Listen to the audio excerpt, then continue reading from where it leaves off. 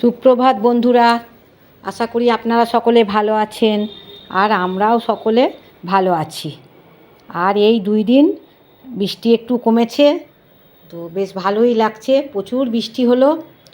তো আজকে আমি কি রান্না করব বুঝতে পাচ্ছেন। বড় বড় পাঁপড় নিয়েছি। আজকে আমি রান্না করব আলু দিয়ে পাঁপড়ের ডালনা। তো পাঁপড়গুলোকে 4 ভাঁজ করে নিচ্ছি, বড় বড় পাঁপড়। এইরকম 4 ভাঁজ করে নিয়ে আমি ভাজবো পাঁপড়গুলোকে। তো এখানে দেখুন আমি কড়াইয়ে তেলও বসিয়ে দিয়েছি। তা কড়াইয়ে তেল গরম করতে বসিয়ে দিলাম, আর তেলটা গরম করার অপেক্ষায় আছি। তা তেল আমার গরম হয়েও গেল। এইবার আমি একে একে পাঁপড়গুলোকে দিয়ে দিচ্ছি। তো দেখুন পাঁপড়গুলো কত বড় হচ্ছে। আধখানা আর আধখানা করেছি, তাও কত সুন্দর হচ্ছে। তো যাই হোক, তো তেলটা একটু বেশি গরম করে নেবেন, তাহলে এরকম ভালোভাবেই পাঁপড়গুলো ভাজা যাবে। তা আমার এখানে পাঁপড় সব ভাজা হয়ে গেল। এবার অত তো আর দেখানো সম্ভব না, আমি ওই জন্যে কিছু দেখিয়েই এখানে দেখুন আমার কিন্তু সব পাঁপড় ভাজা হয়ে গেল। আমি 4টে বড় বড় পাঁপড় নিয়েছিলাম। তো এখানে আমার সব পাঁপড় ভাজা হয়ে গেছে। এইবার আমি কড়াইয়ে তেলের মধ্যে ফোড়ন দিয়ে দেব। তা ফোড়ন আমি দিয়েছি, দেখুন একটা শুকনো লঙ্কা আর তেজপাতা, জিরে, আর আমি দেব হিং। এই দিয়ে এই আমার ফোড়ন পাঁপড়ের ডালনা তৈরি করার। তো আমার বেশ সেন্টও বেরোচ্ছে এইবার। তো আর আমি কেটে রেখেছি আলুও আমার ছোট ছোট করে কাটা আছে। এবার আমি হিংটা দিলাম। তো দেখুন হিং দিয়ে ভালো যেই সেন্ট বেরিয়ে গেল, এইবার আমার ছোট ছোট করে আলু কাটা ছিল, সেই আলুকে আমি এই ফোড়নের মধ্যে দিয়ে দিচ্ছি। দিয়ে আমি ভালোভাবে আলু এখন আমি ভাজবো। আর আমি দিয়ে দেবো, সব আলু আমার দেয়া হয়ে গেল এখানে। আর আমি দেব একটু নুন দিয়েছি আর হলুদ। এই নুন আর হলুদ দিয়ে আমি আলুগুলোকে ভালোভাবে এখন ভাজবো। তো দেখতেই পাচ্ছেন বন্ধুরা, আমি কিন্তু আলুগুলোকে ভাজছি। তো ভাজতে তো একটু সময় লাগবেই, তবেই তো ভালো করে ভাজা হবে। তাই এখানে কিন্তু আমি অনেকটা সময় নিয়েই আলুগুলোকে ভাজছি। তা দেখুন কত সুন্দর রং হয়ে আসছে। তো আলুগুলোকে একটু সময় নিয়েই ভাজাভাজি করলাম। তা আপনারাও এরকম একটু ভালো করে আলুগুলোকে ভাজবেন, আর বেশ ভালোই হবে। তাহলে রান্নাটার খুব সেন্টও বেরোচ্ছে, ভাজা আলু আর ফোড়ন সব কিছুর খুব সুন্দর একটা গন্ধ আসছে। আর এইবার আমার দিয়ে দেওয়ার পালা মশলা। এখানে আমি মশলা করেছি শুধুমাত্র কাঁচা লঙ্কা আর আদা। এই কাঁচা লঙ্কা আর আদা আমি এবার ওই যে সুন্দর করে আলু ভাজলাম তার মধ্যে আমি দিয়ে দিলাম। আর আমি দিয়ে দেব এইবার একে একে দিয়ে দিচ্ছি। দেখুন ওই এটা কিন্তু লঙ্কার গুঁড়ো না, কাশ্মীরি লঙ্কার গুঁড়ো। আর দিয়ে দিয়েছি জিরে আর আর ধনে গুঁড়ো। আর খুন্তিতে যেটা ছিল ওটা কাঁচা লঙ্কা আর আদাই, ওটা অন্য কিছু মশলা না। তো দিয়ে দিয়েছি।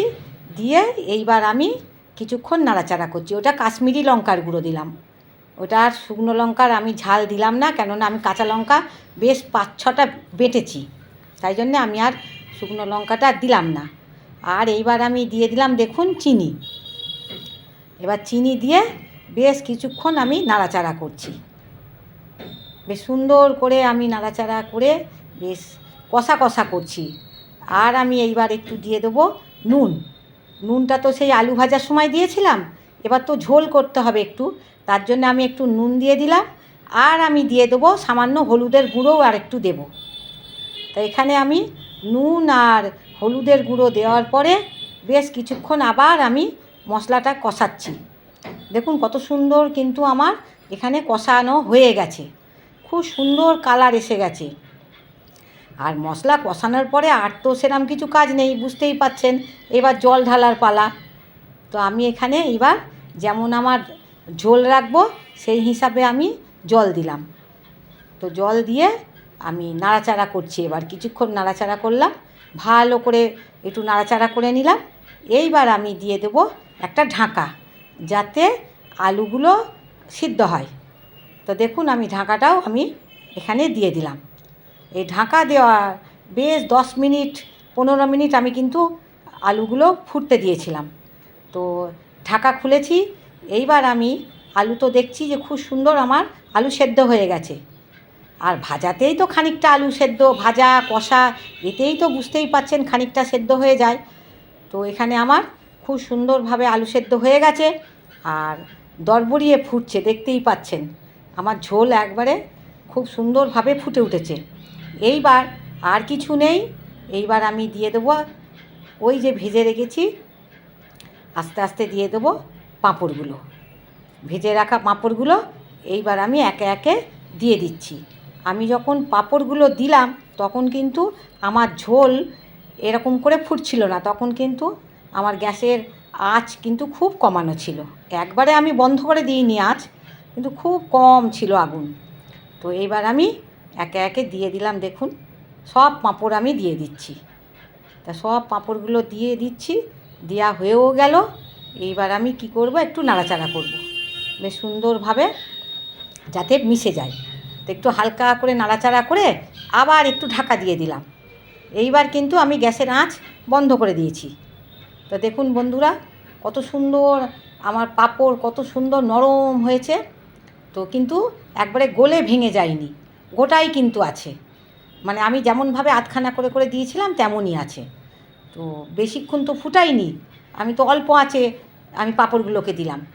যাই হোক, আপনারাও এরকম করে রান্না করবেন, দেখবেন খুব সুন্দর হবে।